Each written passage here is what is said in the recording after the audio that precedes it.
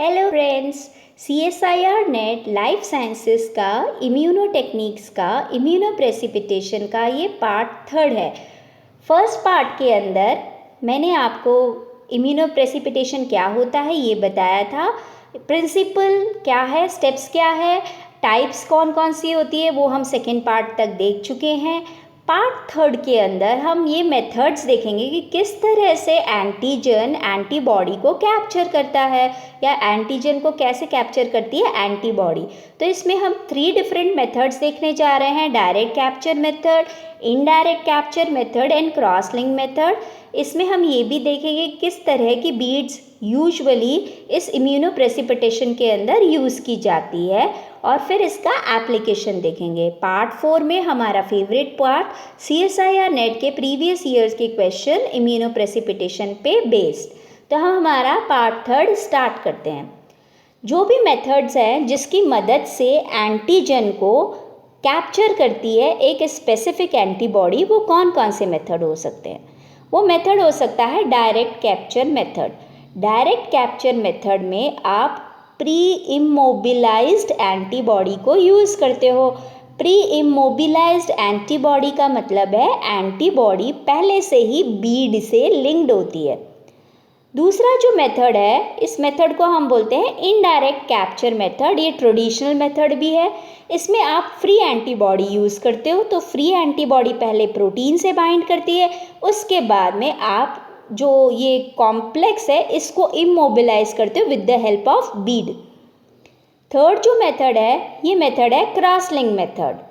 इसमें UV cross linking की जाती है इम्यूनो प्रेसिपिटेशन के प्रेसिपिटेट के साथ में। इसे क्लिप मेथड भी कहते हैं, क्रॉस लिंक मेथड।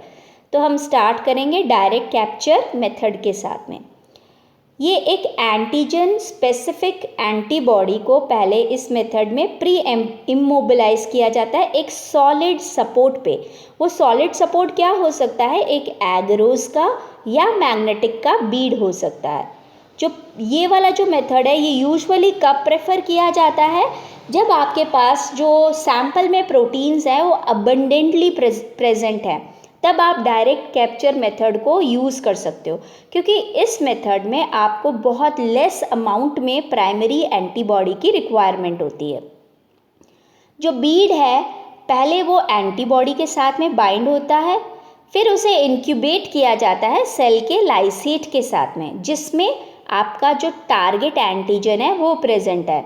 अब ये जो भी इमोबिलाइज्ड इम्यून कॉम्प्लेक्स है फिर इसे कलेक्ट किया जाता है, वॉश किया जाता है, एल्यूट किया जाता है सॉलिड सपोर्ट पे और फिर एनालाइज किया जाता है एंटीजन के लिए।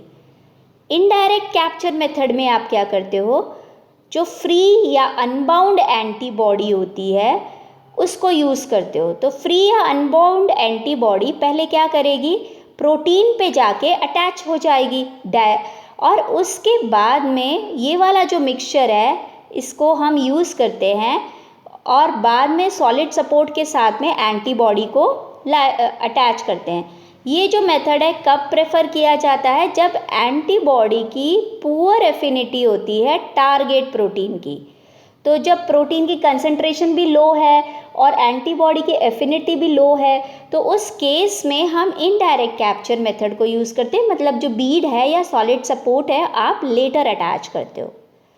तो ये जो एंटीबॉडी होती है ये फ्रीली फ्लोट करती है प्रोटीन पे और फिर डायरेक्टली बाइंड कर जाती है। जैसे जैसे टाइम पास होता है उसके बाद में जो बीड होते हैं उनको हम प्रोटीन A या G से कोट करते हैं और फिर उस मिक्सचर में ऐड करते हैं। तो ये बीड फिर एंटीबॉडी और जो एंटीजन का मिक्सचर है उसको डिटेक्ट करके उस पर बाइंड हो जाते हैं। इस पॉइंट पे जो एंटीबॉडी है वो बाउंड हो जाती है बीड के साथ में और फिर उसे वॉश किया जाता है और फिर उसे एल्यूट किया जाता है। तो यहाँ हम एनिमेशंस के थ्रू समझ लेंगे डायरेक्ट कैप्चर मेथड को और इनडायरेक्ट कैप्चर मेथड को। तो पहले हम डायरेक्ट कैप्चर मेथड देख लेते हैं जो प्री इमोबिलाइज्ड अप्रोच है। ये बीड है आपका, एगरोस बीड हो सकता है या मैग्नेटिक बीड हो सकता है और ये एंटीबॉडी है। तो बीड के साथ में एंटीबॉडी को क्या किया? पहले प्री इमोबिलाइज किया, नेक्स्ट स्टेप में आपने क्या किया, सेल के लाइसेट को ऐड किया जिसमें बहुत सारे प्रोटीन का मिक्सचर था। तो फाइनली ये जो एंटीबॉडी है इसने स्पेसिफिक प्रोटीन को आइडेंटिफाई कर लिया और फिर आप इसको वॉश करते हो और फिर इसका एल्यूशन करते हो, एंटीजन के को प्रेसिपिटेट करते हो बाय SDS पेज। तो इस प्रोसेस को हम डायरेक्ट कैप्चर मेथड कहते हैं। इनडायरेक्ट कैप्चर मेथड देख लेते हैं जिसमें फ्री एंटीबॉडी अप्रोच यूज़ की जा रही है। यह आपका जो बीड है ये अलग है, ये ऑलरेडी कोटेड है A या G प्रोटीन के साथ में या A या G के कॉम्प्लेक्स प्रोटीन के साथ में। फिर यहाँ से आप एंटीबॉडी अलग से ले रहे हो और सेल लाइसेट अलग से ले रहे हो। तो आपके पास में एंटीबॉडी ने क्या किया, पहले से ही प्रोटीन से बाइंड कर लिया सेल लाइसेट के प्रोटीन के साथ में। अब आप इसे किससे बाइंड कराओगे, बीड से बाइंड कराओगे। तो ये बीड से बाइंडिंग हो गई और फिर इसको वॉश किया जाता है और फिर इल्यूशन किया जाता है तो आपका एनालिसिस हो जाता है। तो ये डायरेक्ट कैप्चर मेथड और इनडायरेक्ट कैप्चर मेथड में सिर्फ इतना डिफरेंस है, अगर आपके पास प्रोटीन सैंपल अबंडेंट है तो आप डायरेक्ट कैप्चर मेथड यूज़ कीजिए, लेकिन अगर आपके सेल लाइसेट में आपका जो स्पेसिफिक प्रोटीन है वो कम अमाउंट में प्रेजेंट है तब आप इनडायरेक्ट कैप्चर मेथड को यूज़ कर सकते हो। नेक्स्ट हम देख लेते हैं क्रॉस लिंक मेथड। ये थर्ड मेथड था। क्रॉस लिंक मेथड में क्या किया जाता है, जब भी हम प्रोटीन को यूज़ कर रहे होते हैं AG या A/G इन इम्यूनोप्रेसिपिटेशन रिएक्शन में, तो जो एंटीबॉडी है वो कोवेलेंटली बाउंड नहीं होती है एंटीबॉडी बाइंडिंग प्रोटीन्स के कारण से। तो इसकी वजह से क्या होता है कि जो एंटीबॉडी और एंटीजन का जो कॉम्प्लेक्स बनता है ना, तो ये रिलीज़ हो जाता है। मतलब क्या होता है कि एंटीबॉडी ने एंटीजन को बाइंड किया हुआ है और आप इल्यूशन कर रहे हो, उससे पहले ही एंटीबॉडी प्रोटीन को छोड़ रही है, तो इल्यूशन के समय एंटीबॉडी पहले ही रिलीज़ कर देती है उस कॉम्प्लेक्स को। तो ये एक बहुत बड़ी प्रॉब्लम है। तो इसके लिए हम क्या करते हैं, प्रोटीन को क्रॉस लिंक करना ज़रूरी है एंटीबॉडी के साथ में, ताकि वो इल्यूशन के समय प्रोटीन ऑफ इंटरेस्ट को रिलीज़ ना करे।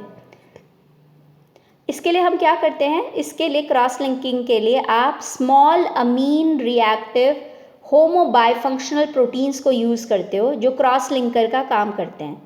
अब ये जो क्रॉस लिंकर प्रोटीन होते हैं कौन कौन से होते हैं, एग्जाम्पल के तौर पे हम देख लेते हैं डाइसक्सिनिमिडाइल सुबेरेट DSS एंड बाइसल्फोसक्सिमिडाइल सुबेरेट BS3। ये जो है ये एंटीबॉडी के साथ में अटैच किए जाते हैं प्रोटीन AG या A/G के फॉर्म में। तो हम अभी तक हम देख रहे थे ना कि A या G वो क्या अटैच किया जाता है, वो ये अटैच किया जाता है, क्रॉस लिंकिंग के लिए अटैच किया जाता है। अब जो एंटीबॉडी है पहले उसे कपल किया जाता है A या G के साथ में या A/G सॉलिड बीड के साथ में और फिर इंक्यूबेट किया जाता है अप्रोप्रिएट क्रॉस लिंकर के साथ में। तो जो एंटीबॉडी है वो कोवेलेंटली बाइंड करती है सपोर्ट से और फिर उसका इम्यूनोप्रेसिपिटेशन किया जाता है। Pre immobilized antibody approach commonly use की जाती है इम्यूनोप्रेसिपिटेशन के लिए। फ्री एंटीबॉडी अप्रोच ज़्यादा बेनिफिशियल है क्योंकि एंटीजन यूजुअली लो कंसंट्रेशन में होते हैं, तो इसीलिए फ्री वाली ज़्यादा यूज़ की जाती है। टाइप्स ऑफ बीड्स देख लेते हैं। टाइप्स ऑफ बीड्स दो तरह के होते हैं। एग्रोस बीड, इनको एग्रोस रेजिन्स या स्लरीज भी कहते हैं। ये बहुत ही पोरस स्पॉन्ज लाइक स्ट्रक्चर्स होते हैं। इनका शेप एंड साइज वेरी करता है 50 से 150 माइक्रोमीटर डायमीटर तक। मैग्नेटिक बीड्स कौन से होते हैं, जैसे कि डायना बीड्स, ये एग्रोस बीड को लार्जली रिप्लेस करते हैं और ये प्रेफर्ड सपोर्ट होते हैं इम्यूनोप्रेसिपिटेशन का। मैग्नेटिक बीड्स सॉलिड होते हैं, स्फेरिकल होते हैं एंड एंटीबॉडी बाइंडिंग जो है वो इस लिमिटेड होती है सरफेस तक ही मैग्नेटिक बीड्स के। मैग्नेटिक बीड्स का साइज स्मॉल होता है एग्रोस बीड के कंपैरिजन में, 1 से 4 माइक्रोमीटर डायमीटर ही होता है और ये बेसिकली इंक्रीज़ करते हैं सरफेस एरिया को, जिससे कि high capacity binding antibody binding होती है। अब हम एप्लीकेशंस देख लेते हैं इम्यूनोप्रेसिपिटेशन की क्या क्या एप्लीकेशंस है। जब भी आपको एस्टिमेट करना हो मॉलिक्यूलर वेट, क्वांटिटी या आपको प्रोटीन आइडेंटिफाई करना हो, तब आप इम्यूनोप्रेसिपिटेशन टेक्निक को यूज़ कर सकते हो। अगर आपको प्रोटीन प्रोटीन इंटरैक्शन स्टडी करना है, तब भी आप इम्यूनोप्रेसिपिटेशन की टेक्निक को यूटिलाइज कर सकते हो। जब आपको प्रोटीन की कंसंट्रेशन डिटरमाइन करनी है, तब आप इसे यूज़ कर सकते हो। प्रोटीन किस लेवल में एक्सप्रेस हो रहा है, तब भी आप इस टेक्निक को यूज़ कर सकते हो। Cancer development, cell signalling pathway और डिजीज़ेस में भी आप इस टेक्निक को यूज़ कर सकते हो। पोस्ट ट्रांसलेशनल मॉडिफिकेशन में कि प्रोटीन का पोस्ट ट्रांसलेशनल मॉडिफिकेशन किस तरह से हो रहा है, उसमें भी आप इस टेक्निक को यूटिलाइज कर सकते हो।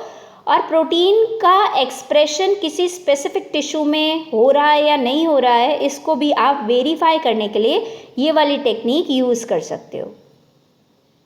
Myself Dr. Aarti Sharma from Siddhi Vinayak institute of life sciences Ajmer. हमने इम्यूनोप्रेसिपिटेशन का ये पार्ट 3 पढ़ा है। पार्ट 4 के अंदर हम CSIR नेट के प्रीवियस ईयर के क्वेश्चंस देखेंगे। इससे रिलेटेड आप मुझे ईमेल कर सकते हो, व्हाट्सएप कर सकते हो, और वीडियो पसंद आए तो शेयर एंड लाइक ज़रूर करना। Thank you.